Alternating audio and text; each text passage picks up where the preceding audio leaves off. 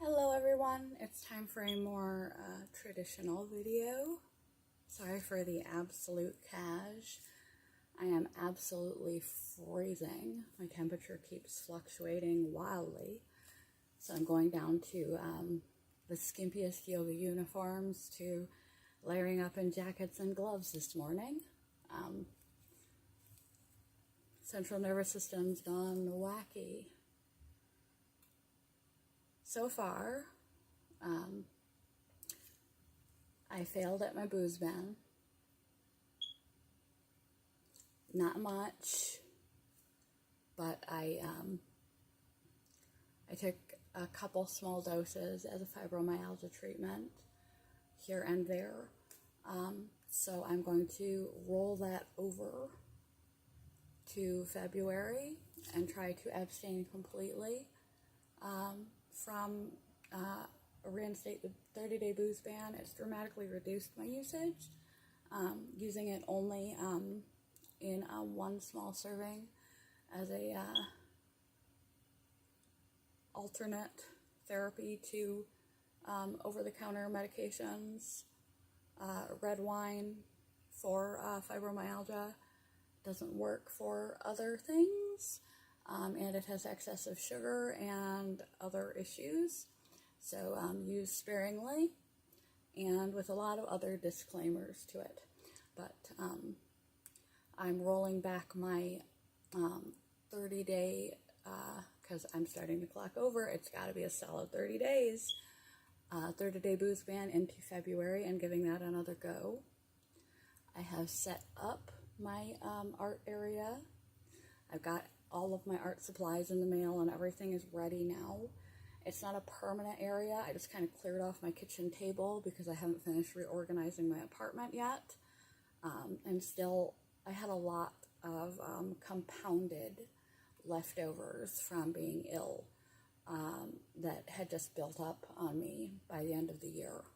So I'm digging back out to the surface. And so I don't have a specific art area, but I have designated my kitchen table as my art area, but I have yet to begin daily drawing. I have exercised here and there.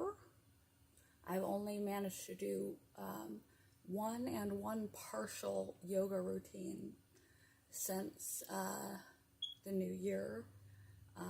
My muscles are weaker, my illness is worse, and it's hard, but I have walked more mornings than not.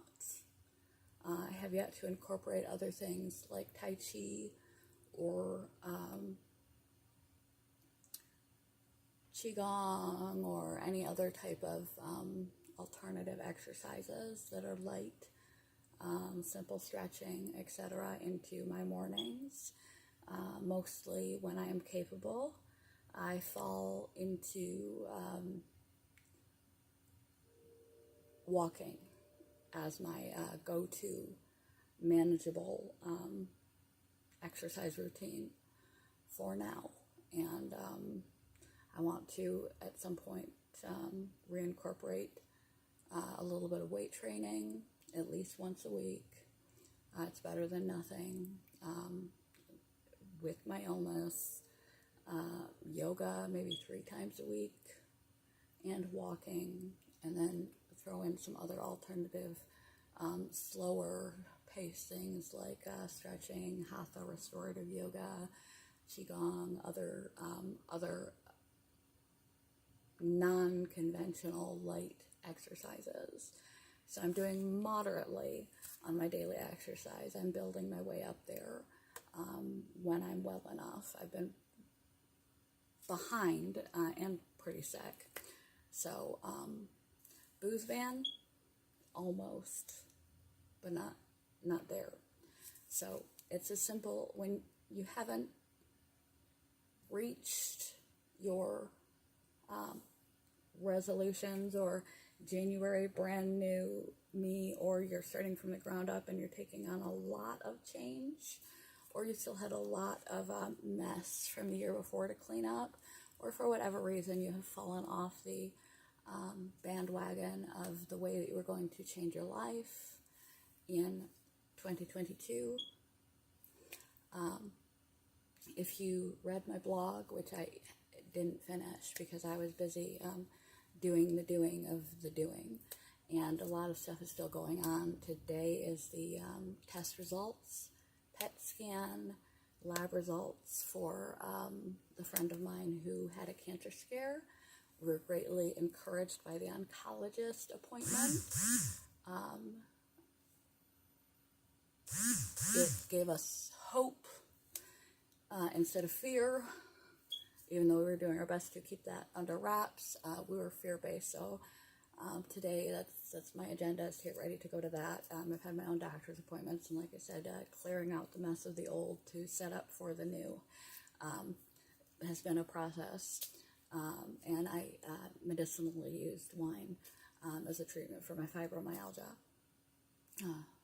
in tiny amounts, but that's still not absolute banning. So if you, for whatever reason, have not reached those goals, haven't started drawing daily, exercise 50-50, journaling and tracking myself, pretty good at that. Got my finances back in order. Everything is where it should be. I have my rent ready to go for next month. Everything is back squared away. My house is stocked with nutritious food. I'm transitioning my eating habits slowly as not to upset my very sensitive digestive system. So that'll be a slow transition, and it's always best if you're dramatically transitioning your diet, because I used to be a very nutritious eater, and that all kind of slipped away as my health slipped away, my energy slipped away, and my give-off slipped away, and I got overwhelmed, and psychologically, emotionally,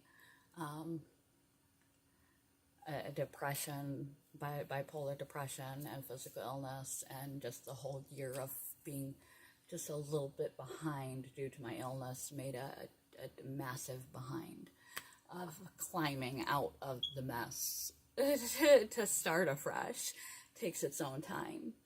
And it always takes longer than you anticipate that it's going to take.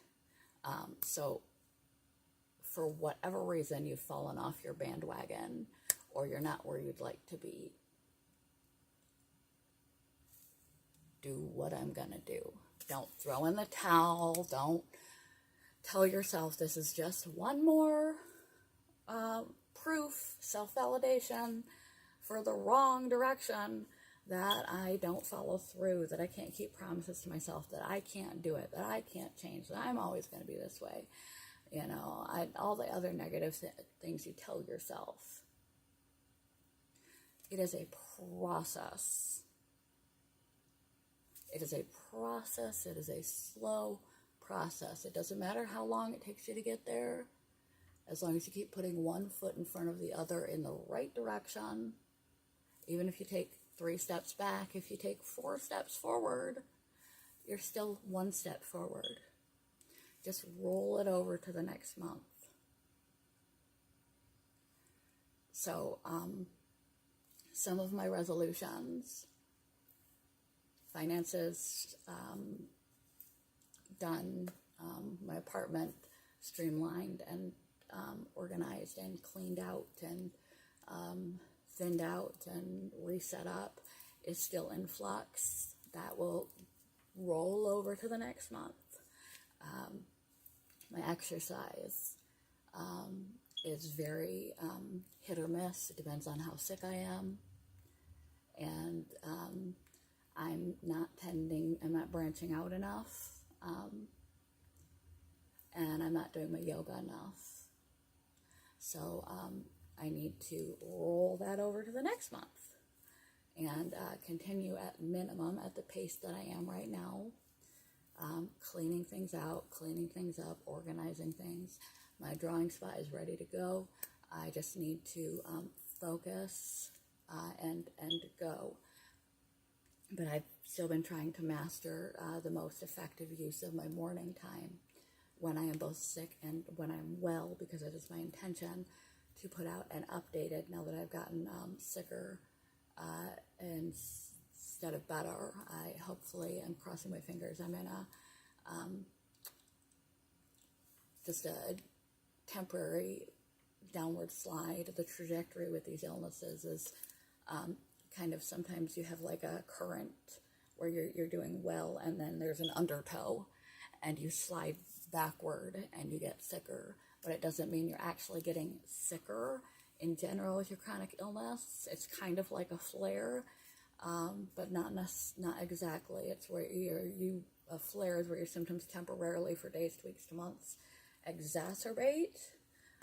With the course of chronic fatigue syndrome, you can get sicker for months at a time, and then just sort of bounce back to where you were before you started getting sicker again. And it's just an episode, kind of like a bipolar, where you're normative most of the time at your set point, and then you have an episode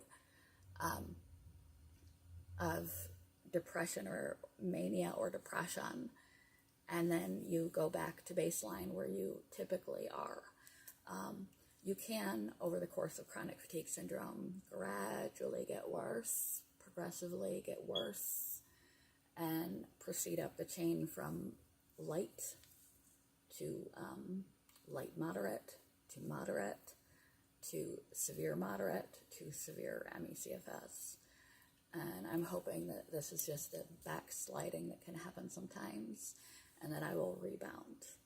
And so I'm trying to do my best to formulate a most effective morning routine around my illness, rather than trying to do my old morning routine and my old way of life that left me by the end of the year behind on everything. I really want to put out 2 videos that are updated videos when you're at a more severe state in your illness, of good days and bad days, effective morning routines that are going to get you some healthy, helpful habits into your day in a manageable, reasonable way. But I'm still trying to fumble my own way through that, and I'm so focused on that portion right now. And they're switching my jobs again, so my shift and my sleep schedule is thrown off. I'm readjusting to a new workplace again. It's my old workplace, but a lot of things have changed. The bosses have changed. The building has changed. The routine has changed. And I was just getting comfortable in the system I was in. And there was a lot of room for me to apply my accommodations in the system that I was in. There's not room very much in the system that I'm in now. The level of my illness, returning to my old job, which is more physically demanding, more time demanding. I don't really have, there's no room to take an extra break, unless if I'm falling asleep on the floor, I don't have a choice. But otherwise, I've been leaving late and not taking extra breaks, and leaving late for work by 10-15 minutes the last couple days. It's not, it's more labor intensive and more draining, and less room for my accommodation, and more stressful than the previous job that they had transferred me to. So I'm adjusting to that, and like I said, today is finally going to be some at least closure, even if it's opening a new chapter to the cancer scare that we had going on last year. There's just a lot of loose ends to tie up, and anytime you step into a new anything, depending on how massive you stepped into a new anything, it's going to take you longer than you anticipated. The more you take on, the longer it's going to take. The farther back you're starting, the longer it's going to take. It's like when you decide to rearrange your living room, and you anticipate an hour or two. Before you know it, shit is everywhere. And it's way worse than when it started. You're exhausted. You're pissed off. You don't know where to put anything. And you're like, how did I get so much shit? And it always takes 2 to 3 times longer than you anticipate it's going to. It's just how it works. So,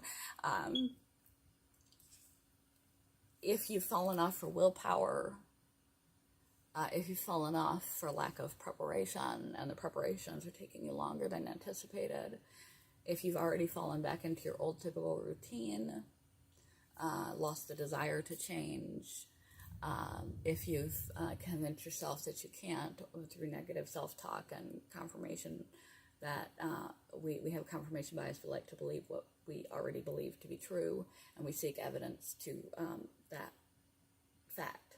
So any lack of forward progress or lack of following through with your aims, or 100% perfectionistically following through with your aims. Maybe you're not giving yourself enough time, pacing yourself appropriately, taking it slowly and steadily enough. Maybe you're a perfectionist and you didn't eat perfect 1 or 2 days. So you just said, fuck it, I can't do it. Threw in the towel. Confirmation bias that you are not good at these things. You can never keep resolutions or changes. And so, why bother? There's a million things. Life can come back up, like illness and the cancer diagnosis thing that we're dealing with, and changes in work shifts that interrupt the flow of your desired resolution, your desired change, your desired progress. I really want you guys to end up better off at the end of next year, this year, than you did it last year. So, at minimum, track yourself, journal, and reflect. Prioritize the things that are really the most important now that you've had some time to sort of dig in and see what you're actually doing, what you're not following through with. Are you not following through because it's really not that important to you? Or is there something else going on? Is it really that important to you and you do want to follow through? Assess what your priorities are, how hard it's going to be, what your triggers are, what's getting in your way. And you can uncover that through journaling and tracking your progress in that area, getting better sleep at night, spending more time with your family, whatever those things were. Track yourself. Journal and track so you can get an objective, unbiased, because we filter out things we don't want to look at unconsciously and unintentionally. We tell ourselves stories and our memories change. Every time we pull them out, they slightly alter. A realistic, reflective understanding of where you are and what you've been up to toward the ends that you intended in January, when it was December, when you're thinking forward about this new year. Start keeping track. Journaling. Tracking what you actually do. I slept 5 hours, not 8. I slept 5 hours, I slept 5 hours, I slept 5 hours. No wonder I'm tired. I thought I slept for 8, but when I looked at my watch, it was only 5 hours. Check the time before you sleep. Check the time as soon as you wake, so you actually know. Keep track if you're not getting anywhere anymore, and to see where you're at, where you're starting from, and see what's holding you back, because you can't change what you don't know what you're working with. And we think we know, but we're very self-deluded. It's naturally humans to be self-deluded. Realize that things take time. Life gets in the way.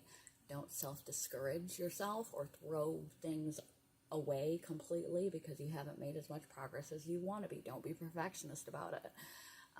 You're going to have off days. You're going to have days that you skip. You're going to have days that you eat terrible. You're going to have days that you bitch at your husband or wife or your family, that you're not doing what you had intended to do. We can't change our entirety overnight. It's not possible.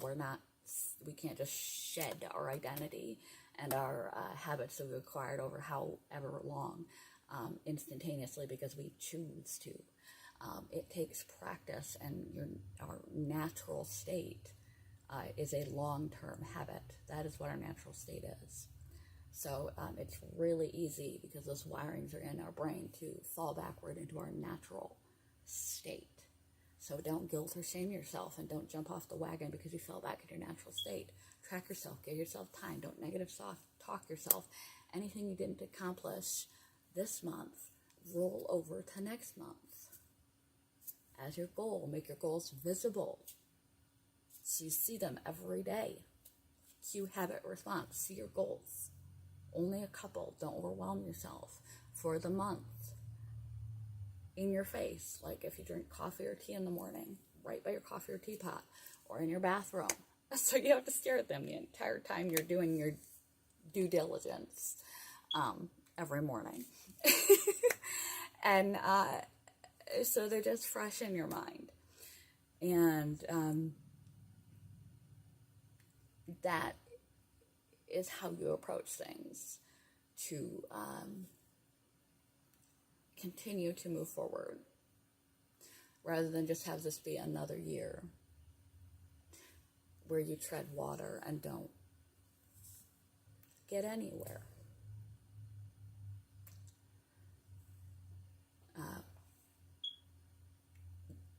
If you chose to do anything for my January blog,